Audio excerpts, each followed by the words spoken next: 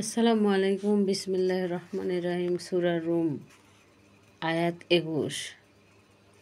এর মাঝে অবশ্যই বহু নির্দেশনা আছে যে সম্প্রদায়ের জন্য যারা চিন্তা করে। তার নির্দেশনের মধ্যে হলো আসমান সমূহ ও জমিনের সৃষ্টি এবং তোমাদের ভাষা ও বর্ণের ভিন্নতা।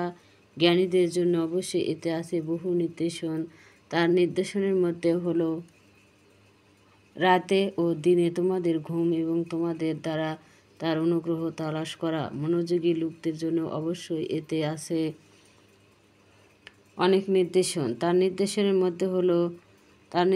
মধ্যে হলো এই যে তিনি তোমাদেরকে দেখান বিদ্যুৎ ভীতি, ভরসা ও সংযমরূপী, আর তিনি আকাশ হতে পানি বর্ষণ করেন যা দিয়ে জমিনকে তার মৃত্যুর পর আবার জীবিত করেন। জ্ঞান বৃদ্ধি সম্পন্ন মানুষদের জন্য অবশ্যই এতে বহু নির্দেশন আছে।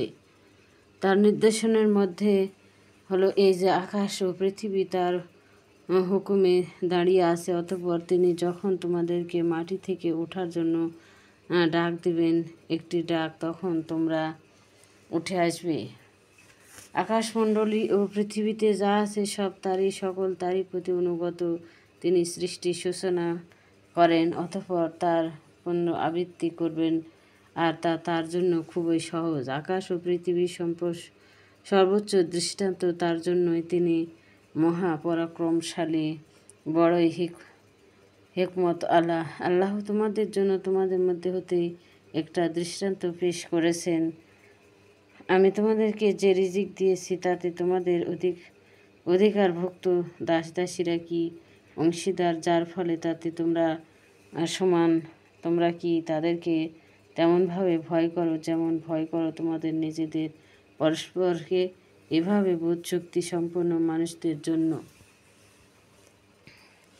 আমি নির্দেশাবলী বিস্তারিতভাবে ব্যাখ্যা করে বরং সীমা লঙ্ঘনকারীরা কোনো জ্ঞান ছাড়াই তাদের খেয়াল খুশির অনুসরণ করে। কাজে আল্লাহ যাকে পথভ্রষ্ট করেন তাকে সৎপথ দেখাবে কে? তাদের কোনো সাহায্যকারী নেই। কাজেই দিনের প্রতি তোমার মুখমণ্ডল বিনক্ত করে একনিষ্ঠভাবে, এটাই আল্লাহর প্রকৃতি। যে প্রকৃতি তিনি মানুষকে দিয়েছেন, আল্লাহর সৃষ্টি কার্যে কোনো পরিবর্তন নেই। এটা সুপ্রতিষ্ঠিত দিন, কিন্তু অধিকাংশ মানুষ জানে না।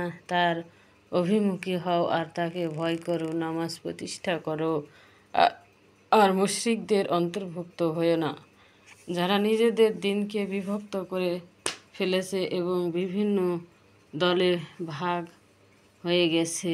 প্রত্যেক দল নিজেদের কাছে যা আছে তারই নিয়ে উল্লাসিত।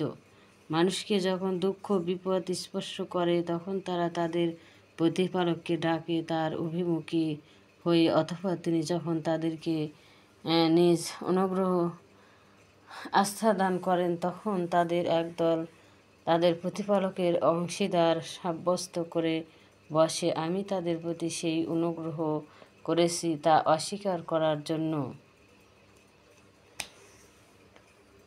তাহলে ভোগ করে নাও, শীঘ্রই তোমরা জানতে পারবে আমি কি তাদের কাছে এমন কোনো দলিল অবতীর্ণ করেছি যা তাদের সেগুলোর কথা বলে তারা সেগুলো শরিক করে। আমি যখন মানুষকে অনুগ্রহ করার তখন তারা তাতে উল্লাসিত হয়। তারপর তাদের হাত